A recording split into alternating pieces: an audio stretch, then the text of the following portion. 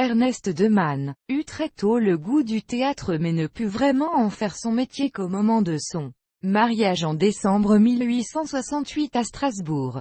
Les hasards de la ville lui firent fréquenter de plus en plus souvent les artistes de cette ville, ainsi que la société dramatique nouvellement créée pour faire connaître aux Alsaciens le théâtre français contemporain jusqu'à ce qu'il y soit engagé. Pour conserver la nationalité française, il dut quitter Strasbourg, devenue capitale du Reichsland d'Alsace-Lorraine depuis le traité de Francfort, 10 mai 1871.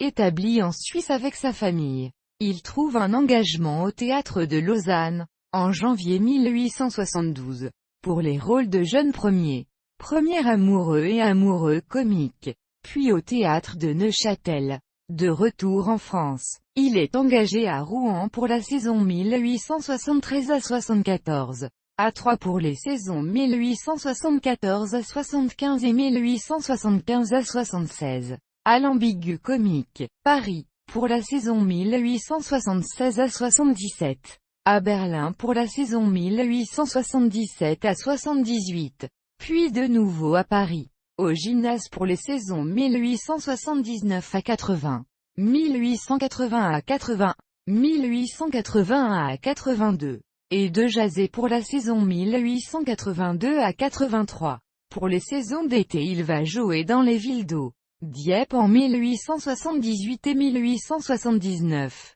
Trouville en 1883, etc., ou entreprend des tournées en France et à l'étranger. Engagé au Théâtre des Célestins de Lyon comme premier comique pour l'année théâtrale 1883 à 84, il annule ce contrat pour rejoindre, en même temps que Lucien Guitry, la troupe permanente du Théâtre Michel à Saint-Pétersbourg. Il y restera jusqu'à sa mort en 1902, soit pendant 20 ans. Très apprécié là-bas, il avait été décoré tour à tour par Alexandre III et Nicolas II des ordres de Saint-Stanislas et de Sainte-Anne en 1899. Il était également officier d'académie.